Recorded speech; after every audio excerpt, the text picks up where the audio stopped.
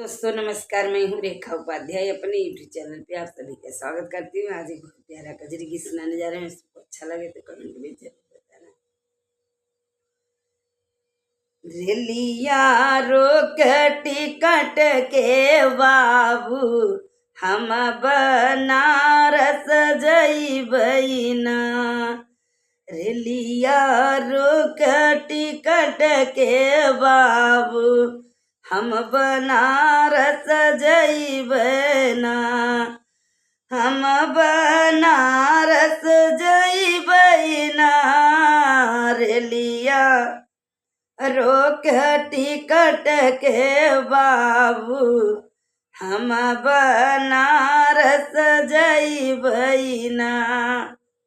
जऊ तू बनारस जइबै ना कि जब तू बनारस जइबै ना। हमारे भैया के बोलवाई द हम नैहर जबै ना। हमारे भैया के बोलवाई द हम नैहर जइबै ना। रेलिया रोक टिकट के बाबू हम बनारस जइबै ना।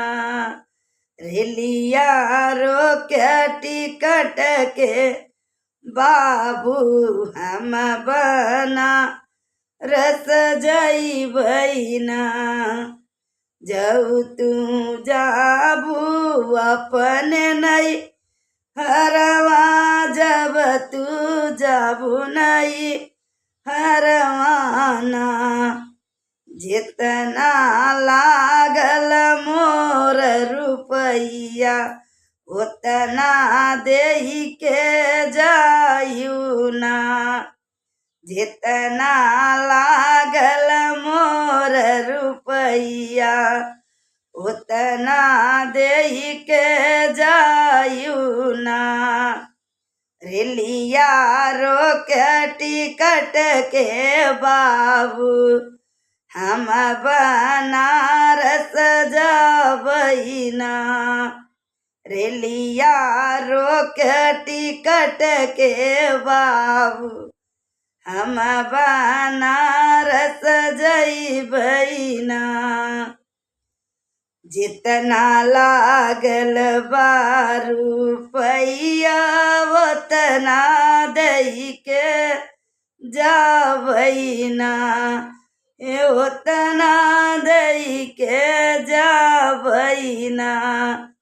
जैसन रहे हम बाबा के घरवा ओइसन कही के जाय ना। जैसन रहले बाबा के घरवा वैसे कही के जाय ना। रेलिया रोक टिकट के बाबू हम बनारस जबै ना।